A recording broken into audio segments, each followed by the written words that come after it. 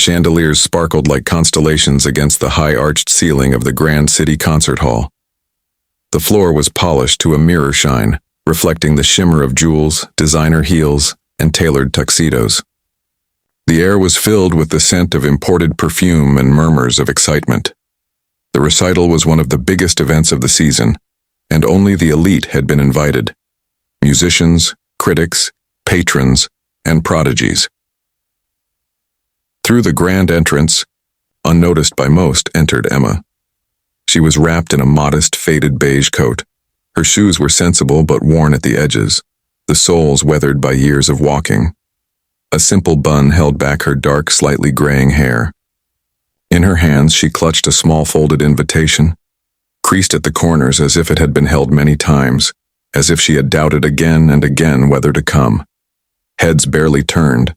A few glances swept her way and moved on. One older, woman in pearls, leaned into her companion and whispered, "Did someone bring the help in through the front?" A soft giggle followed. Emma heard it, but her eyes never left the stage. She moved quietly along the velvet carpet, past the murmuring crowd, searching for a seat near the back. Every row was taken by glittering people, some laughing, some posing. For photos. No one acknowledged her. She wasn't offended. She wasn't surprised. This wasn't her world. Not anymore.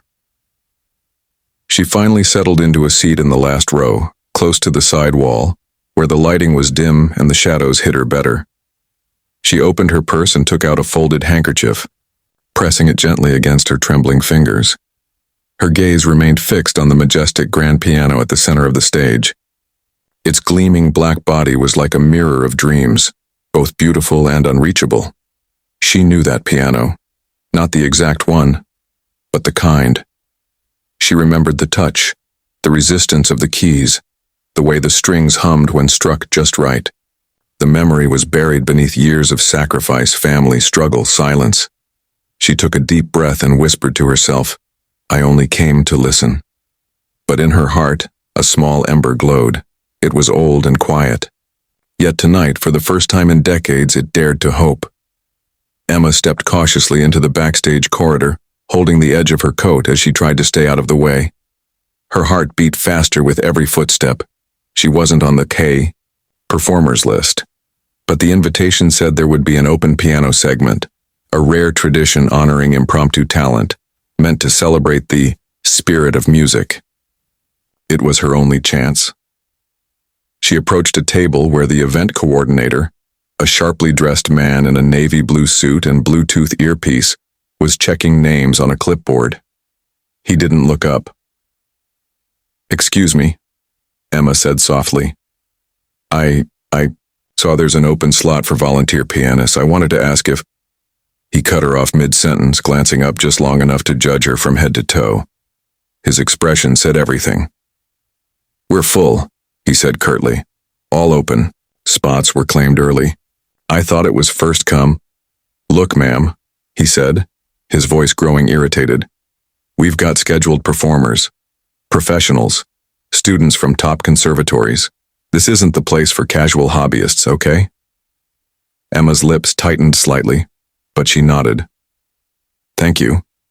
As she turned to leave, a young woman nearby, clad in a glittering red gown, her hair sculpted to perfection, leaned over to a fellow performer and whispered just loud enough. Was that her audition or a plea for attention? The other laughed. Maybe she thought this was karaoke night.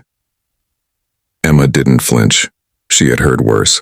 Life had taught her resilience the hard way. But somewhere deep, it still stung. As she stepped away, one of the piano students, a young man from Juilliard, looked at her and then shook his head with a smile. "You either have it or you don't. Talent can't hide, no matter how many." Years pass. Emma glanced over her shoulder and whispered inside her mind, "Then let's see if it still remembers how to shine." The hall was eerily still now. The lights dimmed slightly. The velvet chairs sat in perfect rows like sleeping. Spectators, only a faint echo of distant footsteps and laughter filtered in from the lobby, where the elite were sipping cocktails and trading critiques about the earlier performers. Emma stood silently at the edge of the stage, the great piano gleaming under the soft house lights. Her breath caught. She had no plan, no approval, no audience. But she had a moment. She approached the piano slowly, reverently. She ran her fingers along the polished edge of its frame as if greeting an old friend. Her reflection shimmered back at her. Older, tired, but present. Still here. She looked around. No one seemed to be watching. She sat down gently on the bench. Her palms hovered over the keys for a few seconds. Her heart raced. Could she still do it? Could her fingers still remember the language she used to speak fluently? Her fingertips pressed down softly. Just a few tentative notes. Then, something shifted. The room responded. The strings vibrated beneath her touch like they had been waiting for her all along. She began to play. A slow, tender melody. Not a known composition. Not a practiced piece. Just the sound of a soul remembering its voice. Her music wasn't perfect, but it was alive. Rich with nostalgia, sorrow, joy, and longing. It flowed from her like a confession she'd kept for years. Unseen by her, a young technician near the soundboard paused mid-step. He had been heading to the side door, but the music stopped him in his tracks. He turned, listened. Then, slowly, another staff member stepped into the hall. Then another. Emma remained unaware. She was lost in her melody, the auditorium now, a canvas for her truth. The more she played, the more the space filled, not with people but with presence, with emotion. In the lobby, a whisper began spreading. There's someone playing the piano. Who is it? I don't know, but it's beautiful. Among those who overheard was Maestro Leonard Vasari, a legend in the world of classical music. Known for his precision, his harsh critiques, and his unshakable standards, he paused mid-conversation and frowned. Is the next act rehearsing early? He asked. No, said the coordinator, confused. We didn't schedule anyone during intermission. Vasari's eyes narrowed. Then who's playing? He turned without another word and walked briskly toward the concert hall doors. Inside, Emma was finishing her melody, unaware that the maestro himself had just walked into the room, unaware that her life was about to change. Maestro Leonard Vasari stepped into the now half-lit auditorium, his finely tailored coat catching the soft shimmer of stage light. He expected to see a technician fooling around, perhaps a young student sneaking in a rehearsal. What he saw instead stopped him dead in his tracks. There, at the center of the grand stage, sat a woman in a plain beige coat. Her eyes were closed. Her body swayed gently, not with theatrical flair but with raw, unfiltered connection. Her fingers moved with haunting grace across the ivory keys, weaving a melody that no one had ever heard, yet somehow everyone felt. Time seemed to still. From the lobby and corridors, one by one, people re-entered, curious, drawn in like moths, to a quiet flame.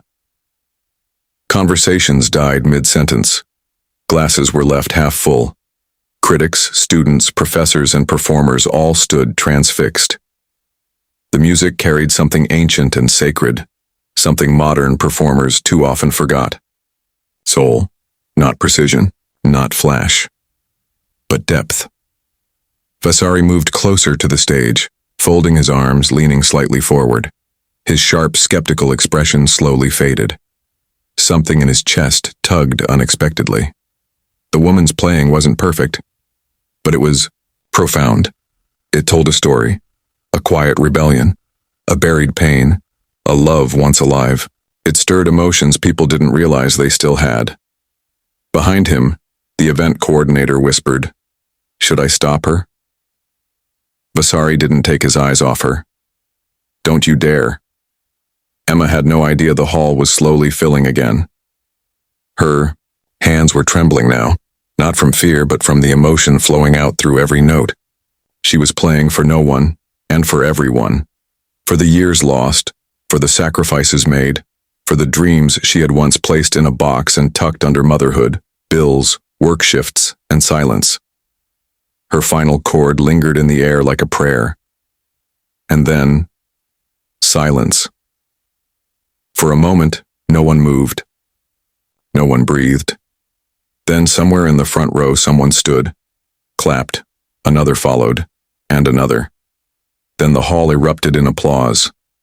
It started slow, reverent, then built into a roar. People stood, whistled, cheered, some with tears in their eyes. Not because she was famous, not because she was young or glamorous, but because she had reminded them of why music mattered.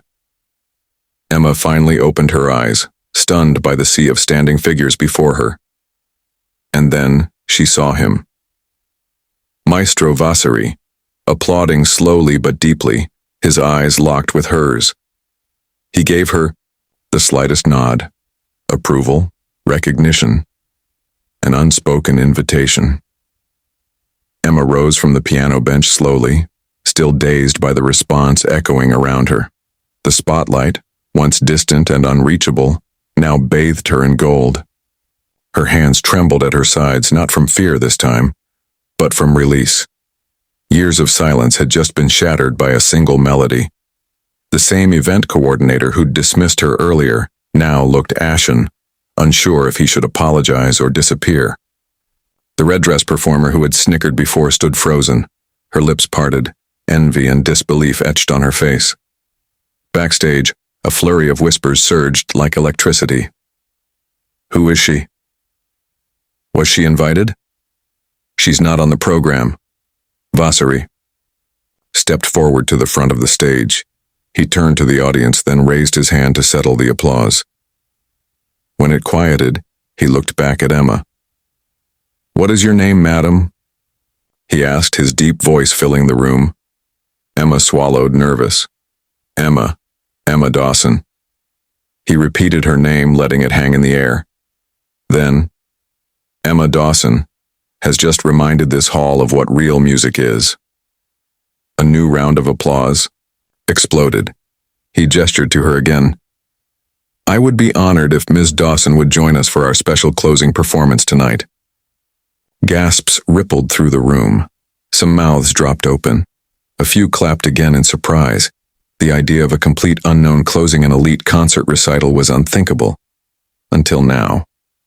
Emma looked at him uncertain. I'm not sure You're ready, he said, as if reading her heart. Backstage, her name was scribbled onto the program lineup by shaking hands. For the rest of the evening, no one talked about the conservatory students, the famed violinist, or the opera soprano. All whispers circled back to one woman, the woman in the plain coat, the invisible guest who played a melody that stopped time.